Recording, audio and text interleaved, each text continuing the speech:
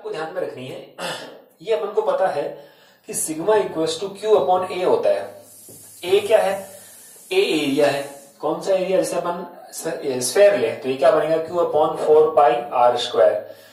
तो रेडियस जहां पे ज्यादा रहेगी वहां सिग्मा का मान क्या रहेगा? सिग्मा की वैल्यू वहां कम रहेगी। ठीक है, जहां रेडियस ज्यादा, कर्वेचर जहां ज्यादा होगा, बड़ा होगा, वहां सिग्मा कम होगा।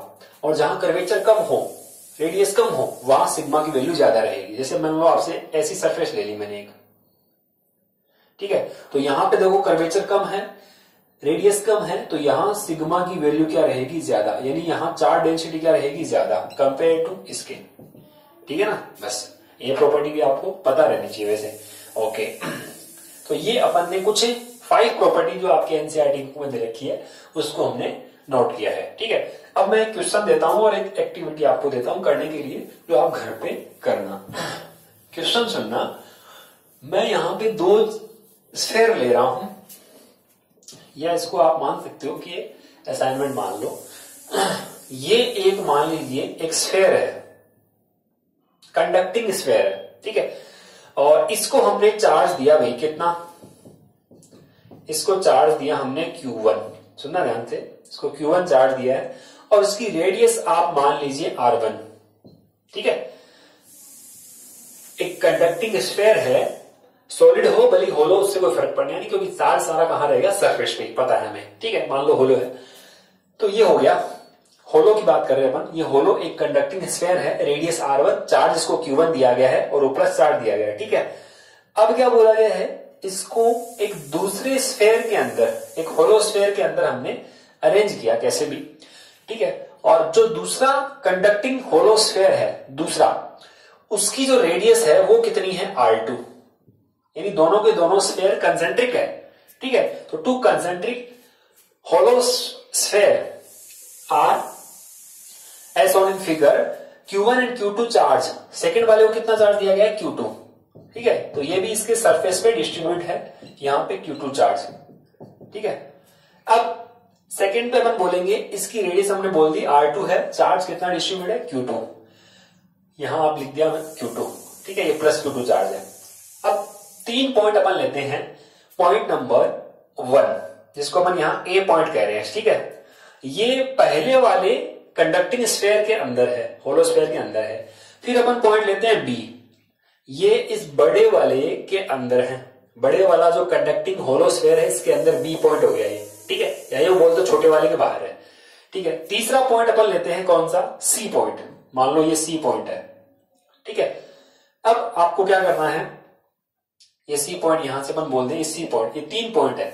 इन तीनों ही पॉइंट पे आपको क्या क्या फाइंड करना है? Electric field and electric potential. तो यहां अपन बोलेंगे find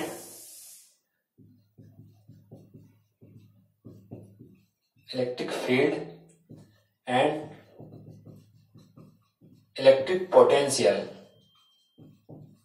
electric potential on point A, B, C। ठीक है, तो इस क्वेश्चन को आप नोट करना।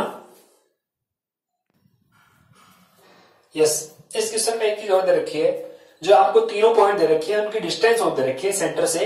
यस, ये डिस्टेंस है A पॉइंट की RA, क्योंकि पॉइंट A है तो इसके कोरस्पॉन्ड RA। ठीक है, ये पॉइंट है, मान लो B है। ठीक है, तो ये सपोज B पॉइंट यहां है, तो B पॉइंट की यहां ये डिस्टेंस है RB सेंटर से। ये है मान लो C पॉइंट, तो C पॉइंट की ये जो सेंटर से डिस्टेंस है ये हो जाएगी RC। ये आपको क्वेश्चन में गिवन है। ठीक है, फिर से देखिए, यहां पे 2 होलो कंसेंट्रिक कंडक्टिंग स्फेयर है। पहले वाला है जिसपे चार्ज Q1 है, रेडियस R1 है। दूसरे वाला है जिसकी रेडियस R2, चार्ज Q2 है। इसकी सरफेस पे है, इसकी सरफेस पे Q1, इसकी सरफेस पे Q2 है। अब आपको 3 पॉइंट दिए गए हैं ABC। A पॉइंट पे electric field and electric potential find करना, B पॉइंट पे electric field and electric potential find करना, C पॉइंट पे electric field and electric potential find करना। कैसे करेंगे? सोचना, विचारना आप इसको। ठीक है, ऐसा एक समझ सकते हो इसको अपन एग्जांपल, ऐसा अभी मैंने न्यूमेरिकल में बताया था कि अगर मान लो यहाँ पे Q चार्ज आपने इसको दिया है, Q1 चार्ज इसको दिया है, तो यहां कौन सा चार्ज आएगा, equal and opposite minus Q1। बाहर वाले सरफेस पे कितना है, Q2। तो ये Q1 है, तो उसका अपन बोलते हैं यहां इंड्यूस चार्ज कितना आएगा, प्लस Q1 आएगा। तो ये भी आप ध्यान में रखोगे कि अंदर कितना चार्ज है, यहां कितना चार्ज है, यहां इस सरफेस पे कितना चार्ज है। 3 सरफेस हमने लिए ना, उसके अकॉर्डिंग अपन इस क्वेश्चन को सोल्व कर लेंगे। ठीक है, बाकी नेक्स्ट क्लास में अपन करेंगे, एक एक्टिविटी और दे देते हैं अपन। तो ये तो है आपका आज का असाइनमेंट, इस क्वेश्चन को सोल्व करना, तीनों पॉइंट पे E एंड V फाइंड करना है। ठीक है, एक्टिविटी सुनिए क्या है।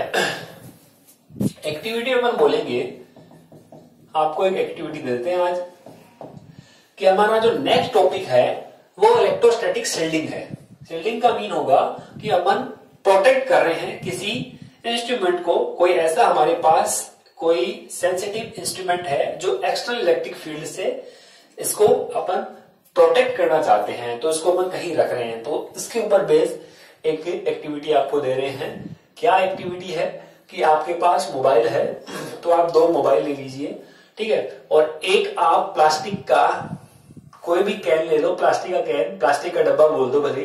ठीक है, इसको अपन यहां पर ढक्कन से ढक देंगे और मोबाइल हमारा इसके अंदर रहेगा। ठीक है, दूसरे मोबाइल से अपन इस पे कॉल करेंगे, तो आप देखोगे कॉल जा रहा है या नहीं जा रहा है, देखना है आपको। फिर क्या करोगे, इसी मोबाइल को अब इस प्लास्टिक के कैन से निकाल कर आपको एक मेटल का कैन लेना है। मेटल का कैन आपको कहीं भी मिल जाएगा, आपके घर में केतली वगैरह कुछ भी हो, तो ये इस कैन, ये मेटल का होना चाहिए। इसको हमने इस मोबाइल को अब इसके अंदर रख दिया और उसके ऊपर हमने इस कैन को बंद कर दिया। वो जिससे आप, जिस ढक्कन से आप बंद कर रहे हो वो भी मेटल का होना चाहिए। ठीक है, तो ये पूरा ही मेटल का रहेगा। अब आप इस मोबाइल से, सेकंड मोबाइल से इस पे कॉल करो, देखिए कॉल जा रहा है या नहीं जा रहा। ठीक है, अब उसका रीजन सोचने का आप प्रयास करना कि इलेक्ट्रोस्टैटिक शील्डिंग क्या है। तो ये एक एक्टिविटी दी है मैंने आपको, समझ गए। 2 कैन लेने हैं, एक प्लास्टिक का है और दूसरा मेटल का। पहले हमने इस पे कॉल किया, फिर इस मोबाइल को निकाल के इस पे किया, अब कॉल जा रहा है नहीं जा रहा। ये एक्टिविटी आपके लिए है। ओके स्टूडेंट, आज की क्लास में अपन इतना ही करते हैं। आपको असाइनमेंट मिल गया, एक्टिविटी मिल गई, और बाकी जो 5 प्रॉपर्टी हमने आज स्टडी की है उनको आप अपने फेयर नोटबुक में नोट कर लेना। Okay, thank you.